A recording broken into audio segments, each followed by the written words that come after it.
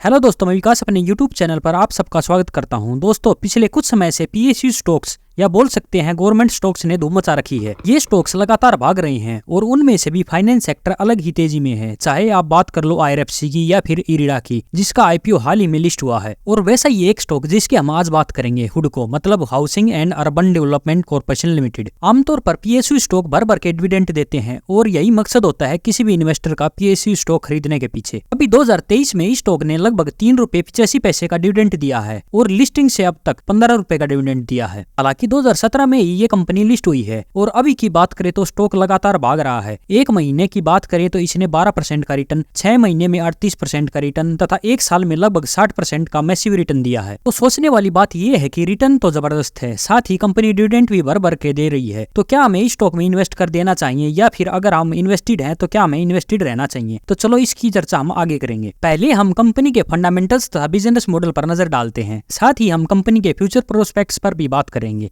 तो चलिए शुरू करते हैं। बिजनेस मॉडल की बात करें तो हुडको एक फाइनेंसिंग कंपनी है। हुडको गवर्नमेंट बॉन्ड के जरिए, जिनमें टैक्सेबल बॉन्ड 66% तथा नॉन टैक्सेबल बॉन्ड 30% है, के जरिए पैसे जुटाती है। ज्यादा इंटरेस्ट रेट पर government projects, urban infra projects तथा बहुत कम मात्रा में नॉन गवर्नमेंट प्रोजेक्ट्स को फाइनेंस करती है। बीच में जो भी इंटरेस्ट रेट का डिफरेंस है, बस वही हुडको का प्रॉफिट है। आज की डेट में हुडको LIC हाउसिंग तथा PNB हाउसिंग के बाद तीसरे नंबर की बड़ी हाउसिंग फाइनेंस कंपनी है। फाइनेंशियल पर नजर डाले तो हुडको 17,136 करोड़ की मार्केट कैप के साथ एक मिड कैप कंपनी है। अभी स्टॉक प्राइस ₹85 के आसपास ट्रेड कर रहा है। ROC तथा ROE दोनों 10% के आसपास है, जो बहुत कम है। 20% के ऊपर ROC तथा ROE को अच्छा माना जाता है। 4.5% की डिविडेंड यील्ड है, जो एक PSU स्टॉक में आम बात है। रेवेन्यू और नेट प्रॉफिट देखो, 2020 में जब स्टॉक प्राइस ₹20 था, उस टाइम पर जो सेल्स और नेट प्रॉफिट थी, आज भी वही नंबर्स हैं, लेकिन स्टॉक प्राइस ₹20 से ₹85 आ गया है। हालांकि रेवेन्यू और नेट प्रॉफिट में कोई भी गिरावट नहीं है, लेकिन ग्रोथ भी नहीं है। ईयरली रेवेन्यू और प्रॉफिट की बात करें तो 2012 से 2023 तक 3 गुना हो गए हैं, जो एक अच्छी बात है। कंपाउंड सेल्स ग्रोथ की बात करें तो ये डाटा कहीं से भी अच्छा नजर नहीं आ रहा है। बोरोइंग्स की बात करें तो 63,276 करोड़ की बोरोइंग्स है कंपनी पर। हालांकि एक फाइनेंसिंग कंपनी का तो काम ही कम लोन पे पैसे लेकर आगे देना है, तो ये चिंता करने वाली बात नहीं है। शेयर होल्डिंग की बात करें तो majority of the shares government के पास है। अभी लगभग 81% की होल्डिंग गवर्नमेंट के पास है, जो धीरे धीरे करके ऑफिस के जरिए 75% तक कर दी जाएगी। FII के पास मात्र 0.65% की होल्डिंग है, वहीं DI के पास 7.15% की होल्डिंग है। पब्लिक की बात करें तो पब्लिक के पास 10.41% की होल्डिंग है। कंक्लूजन की बात करें तो हुडको का बिजनेस मॉडल अच्छा है, बैलेंस शीट एवरेज है, सेल्स ग्रोथ बिलो एवरेज है, शेयर होल्डिंग ठीक ठाक है। इन्वेस्टमेंट का डिसीजन लेने से पहले आपको कुछ बातें जानना जरूरी है। कुछ एक PSU स्टॉक को छोड़ दें तो PSU स्टॉक को कभी भी एक बहुत बढ़िया इन्वेस्टिंग डिसीजन नहीं माना जाता। PSU स्टॉक्स के ऊपर गवर्नमेंट का कंट्रोल बहुत ज्यादा रहता है। करंट गवर्नमेंट चाहे कोई भी हो, बट वो नहीं चाहेगी कि PSU स्टॉक्स में रिजर्व्स बहुत ज्यादा बढ़ने दिए जाएं या PSU स्टॉक्स को बहुत ज्यादा फ्री हैंड दे दिया जाए ग्रोथ करने के लिए। जैसे भी कोई भी PSU स्टॉक प्रॉफिट शो करता है, तब गवर्नमेंट चाहती है कि वो मैक्सिमम प्रॉफिट का पैसा डिविडेंड के रूप में कंपनी पे कर दे, क्योंकि सबसे बड़ी शेयर होल्डर तो गवर्नमेंट ही होती है। गवर्नमेंट कभी नहीं चाहेगी कि वह डिविडेंड का पैसा ना ले और जब गवर्नमेंट चेंज हो जाए तो दूसरी गवर्नमेंट आकर उस पैसे को ले ले। साथ ही मैनेजमेंट पर प्रमोटर्स का बहुत ज्यादा प्रेशर नहीं रहता, जैसा कि प्राइवेट सेक्टर की कंपनीज में रहता है, क्योंकि यहाँ कोई भी एक माई बाप नहीं है। हर 5 साल में गवर्नमेंट चेंज हो जाती है। मैनेजमेंट भी ग्रोथ प्रोस्पेक्ट्स के लिए गवर्नमेंट से बहुत ज्यादा पंगे नहीं लेता, क्योंकि अगर मैनेजमेंट गवर्नमेंट के हितों का ध्यान नहीं रखेगा तो गवर्नमेंट उसे बदल देगी। इन्हीं कारणों की वजह से किसी भी PSU स्टॉक को बहुत अच्छा इन्वेस्टिंग डिसीजन नहीं माना जाता। अभी मोमेंट चल रहा है तो ये रिटर्न दिखा रहा है, फिर ये नीचे आ जाएगा और 2-3 साल तक वहीं रहेगा, आपका मनोबल टूट जाएगा। तो बहुत जरूरी है कि स्टॉक का सिलेक्शन बहुत ध्यान से करें। मैंने एक वीडियो में कवर किया है कि क्यों हमारे पोर्टफोलियो में 15 से ज्यादा स्टॉक्स नहीं होने चाहिए। हमें केवल बेस्ट 15 स्टॉक्स ही चूज करने हैं, जो हमें अच्छा और कॉन्स्टेंट रिटर्न कमा कर दे सकें। बहुत सारे स्टॉक्स में रिटर्न के चक्कर में घुस जाना भी एक दिक्कत वाली बात है, और PSU स्टॉक तो 2-3 बहुत हैं। अगर उन 2-3 अच्छे PSU स्टॉक्स में हुडको आ रहा है तो आप इसमें इन्वेस्ट कर सकते हैं, पर मेरे हिसाब से इससे भी अच्छे स्टॉक्स हैं। अभी जो मोमेंट चल रहा है उसे कैश करना बुरी बात नहीं है, मैं केवल लॉन्ग टर्म इन्वेस्टमेंट के लिए ना बोल रहा हूँ। अगर इस स्टॉक को मोमेंट में रहना है तो किसी भी कंडीशन में ₹80 से नीचे क्लोज नहीं होना चाहिए। डेली कैंडल में आप ₹80 का एसएल लगाकर आगे बढ़ सकते हैं। 1-2 बार एसएल हो जाए तो भी कोई दिक्कत वाली बात नहीं, आप बड़े बड़े लॉस से बच जाओगे। एसएल काटने में दया नहीं दिखाना। 80 से नीचे स्टॉक इनका और 80 से ऊपर स्टॉक आपका। आई होप आप समझ गए होंगे। वैसे ये कोई भी इन्वेस्टमेंट एडवाइस नहीं है, आप सोच समझ कर अपना डिसीजन ले। इस वीडियो की रिक्वेस्ट हमारे एक सब्सक्राइबर भाई भीम सिंह ने की थी। आई होप आपको वीडियो अच्छी लगी होगी। तो आज के लिए इतना ही। लाइक, सब्सक्राइब और कमेंट्स करना ना भूलें। धन्यवाद। जय हिंद, जय भारत।